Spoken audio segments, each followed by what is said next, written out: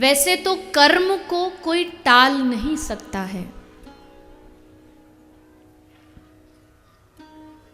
जो कर्म हमने किए हैं उसका परिणाम हमें हर हाल में भुगतना पड़ेगा। आप कहेंगे अगर ऐसी बात है तो हमें कभी कभी कहा जाता है कि भाग्य, किस्मत बदलनी है तो ये कर लो, किस्मत बदलनी है तो ये उपाय कर लो, आपके अच्छे दिन आ जाएंगे, ये हो जाएगा, वो हो जाएगा। क्या ये सही है? या बहुत सारे लोग होंगे जो इस बात पर कहीं ना कहीं विश्वास करते होंगे कि किस्मत को बदला जा सकता है। लेकिन सबसे पहले जानना ये चाहिए कि आखिर किस्मत कहते किसको है? क्या है भाग्य? कैसे लिखा जाता है भाग्य? हमें ये सिखाया गया है कि जब बालक का जन्म होता है और जब वो 6 दिन का होता है, छठी पूजी जाती है, तो उस दिन छठी मैया आती है और उस बालक का भाग्य लिखती है। ऐसी कहीं कहीं जगह मान्यता होती है, शायद आपके यहाँ भी हो, पर ऐसी मान्यता मानी जाती है कि 6वें दिन भाग्य लिखा जाता है। लेकिन प्रश्न ये है कि वो भाग्य लिखता कौन है? अगर आपके जीवन में किसी प्रकार की आपकी परिस्थितियां प्रतिकूल हैं, किसी प्रकार का आपको अवरोध है जीवन में, तो वो भाग्य किसने लिखा? क्या भगवान ने आपकी किस्मत बनाई, या किसी देवी देवता ने आपकी किस्मत बनाई, या किसी ग्रह ने, किसी मंगल ने, किसी शनि ने आपकी किस्मत बनाई? इसका उत्तर शास्त्र देते हैं, और शास्त्र कहते हैं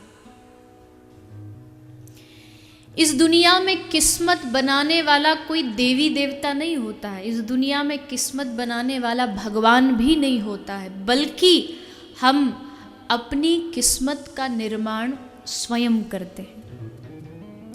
अपने भाग्य का भी निर्माण हम स्वयं करते हैं, और उसमें बीच में किसी देवी देवता का, किसी भगवान का हस्तक्षेप नहीं होता है। आपका भाग्य आप बनाते हैं, मेरा भाग्य मेरे कर्मों से बनता है।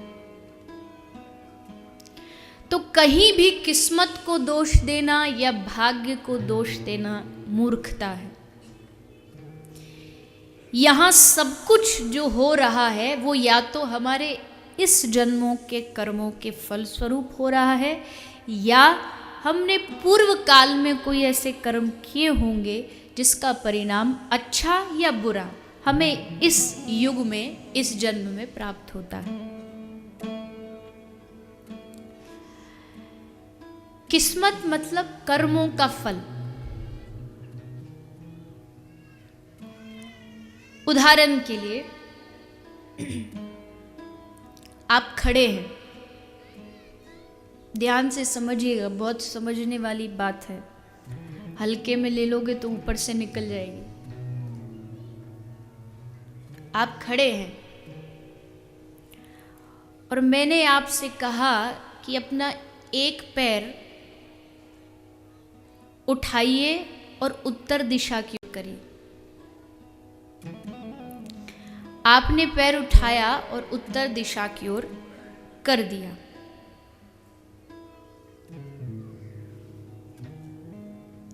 अब मैं कहूं कि अपना दूसरा पैर उठाइए और दक्षिण दिशा की ओर अपना पैर करिए। आप खड़े हुए, तो क्या अब आप अपना दूसरा पैर उठा पाएंगे? हाँ या नहीं? नहीं।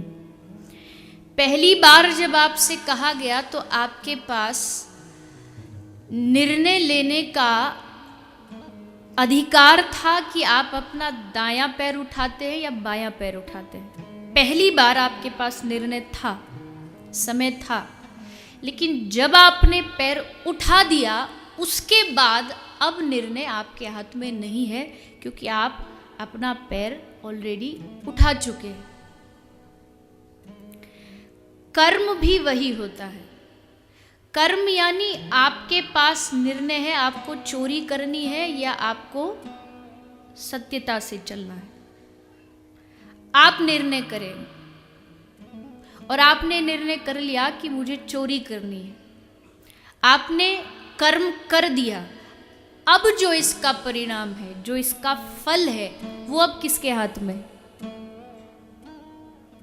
किसके हाथ में है? कर्म करना हमारे हाथ में है। चॉइस ऑफ डिसीजन जो होता है वो हमारे हाथ में है, कि आपको अच्छा करना है या बुरा करना है। कर्म हमारे हाथ में है, लेकिन कर्म का फल किसके हाथ में है? भगवान के हाथ में। अब भगवान को भी कोई मौज तो चढ़ी नहीं कि आपने अच्छे कर्म किए फिर भी आपको गलत ही गलत दिए जाए। अगर कुछ दे रहे हैं भगवान, तो इसका मतलब है कि वो कहीं ना कहीं कर्म के परिणाम स्वरूप हमें प्राप्त हो रहा है। हमने कहीं उस कर्म को अपनाया होगा, जिसके कारण आज उसका परिणाम हमें भगवान के द्वारा मिल रहा है। बस परिणाम देना भगवान के हाथ में, बाकी सब कुछ हमारे हाथ में।